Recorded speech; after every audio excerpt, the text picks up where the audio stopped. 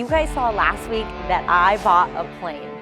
I filmed the entire process of me going to Utah, buying the plane, finalizing it, and then flying the plane actually back to California. The number one question that I got asked is, how did I afford a plane? How can you afford a plane? All of those things. So I kind of wanted to dive in. One, I wanted to give you a real tour of the plane and why this plane is so incredible. But I also wanted to break down my life hack of why I was actually able to buy a plane. I've been a helicopter pilot for almost 5 years, which is crazy. And the reason I switched to my fixed wing license in school is because helicopters are so expensive. So if you want to rent a helicopter for the hour, the smallest one is like $300 an hour, and then they go up, and then a 44, which seats 4 people, is $600 an hour to rent. Who can afford that? No one. And if you wanted to buy a helicopter, it would be about 500 grand for the dinky Robinson. Let me insert a photo. Not something I really would like die to own and take my friends in. So I switched to my fixed wing because I was able to buy a 4-seater plane. So my plane cost $150,000. I know that sounds crazy, and it is. I feel so blessed and fortunate.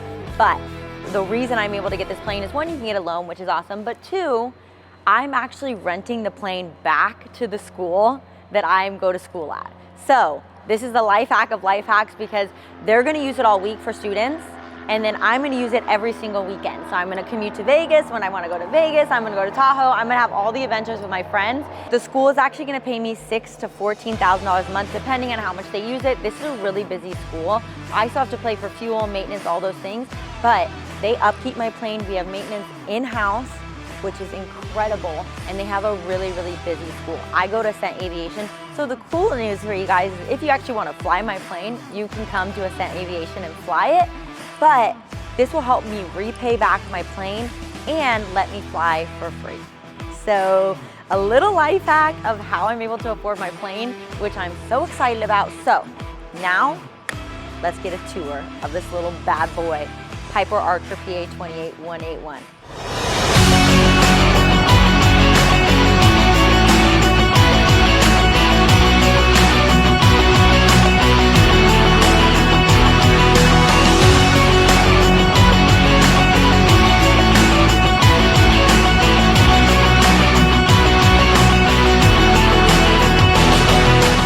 Okay, so here she is.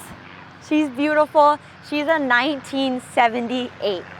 Probably as old as some of our parents, but she's in amazing, immaculate condition. Her total time is super low. It's only at 3,500 hours, which is great.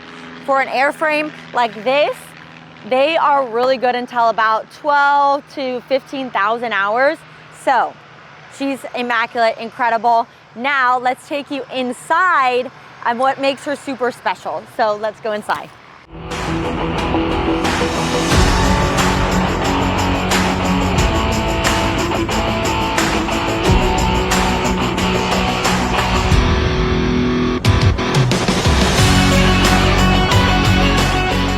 Okay, so I don't know if you guys are into planes. Probably a lot of you are if you're watching this video, but when you're buying a little single engine starter plane, you're looking at normally a 6-pack panel. So I'll insert that, what that typically looks like. So that's what I trained on. That's all I've ever flown. And then I found this plane. I wasn't expecting to get a glass cockpit, honestly. And then I found this plane and it already was decked out. So if you're an aviation nerd like me, you'll literally like die over this. Like, this is a dream. This glass panel is like, it's absolutely a dream. And soon the autopilot's gonna be here. So I'm gonna have autopilot. I'm waiting for the FAA to approve it for this model, which they promised me will be in a couple months. So stay tuned for that. I'm gonna have autopilot. I have obviously my DAC if I need to charge my phone. But the amazing thing about this is everything is digital. It's so advanced, it's so high tech. I have one of the nicest Garmin's here, which is amazing for my GPS. But if you look through all of my gauges, so I can check all of my cylinder head temps, every single one individually, making sure they're not overheating, they're looking good. I've got my RPMs here.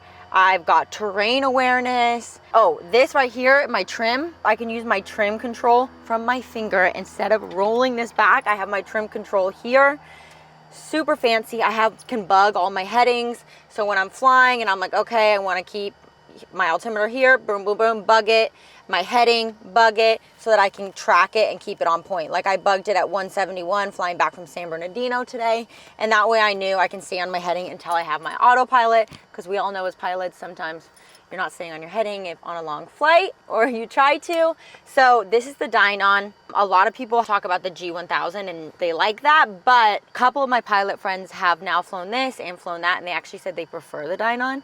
So I'm very excited about it, and this is just gonna make my life as a private pilot so much easier.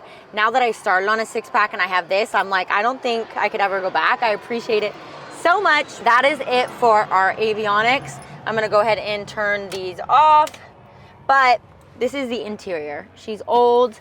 I don't know if I'm gonna redo this yet because the school is using it right now. So I know they're gonna put some use to it for sure, which happens at schools, but that's okay because this is my starter plane. This is me building ours.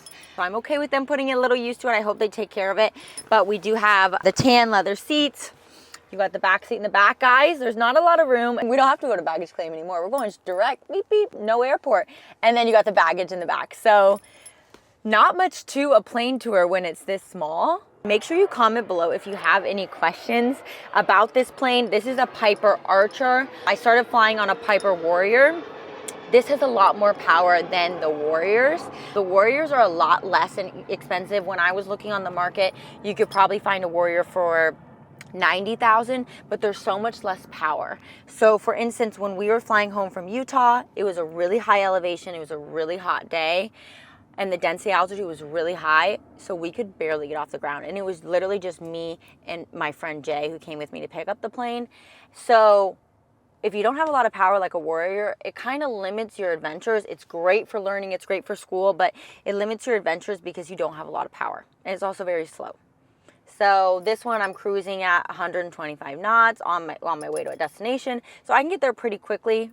Still not that fast. I would love a Cirrus that goes 250, but it has a lot more power than a Warrior. So my teal number is 2222 Bravo, which is really annoying when I make my first call, Los Angeles approach, 2222 Bravo, because they're like, what? But after that, once I just have to follow back with 22 Bravo, I love it.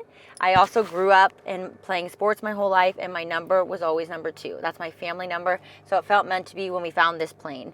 It lands so well. I'm just so happy. This is the nicest plane now we have at the school, and we're gonna get a crazy paint job. That's gonna be the next video that we'll be launching. I took it today to San Bernardino to get it checked out, and I'm gonna get the craziest paint job on this baby. Thank you guys so much for watching. Let me know what plane videos you guys wanna see next. Let me know what questions you have in the comments. I will always reply. I love you guys so much, and I will see you guys next week.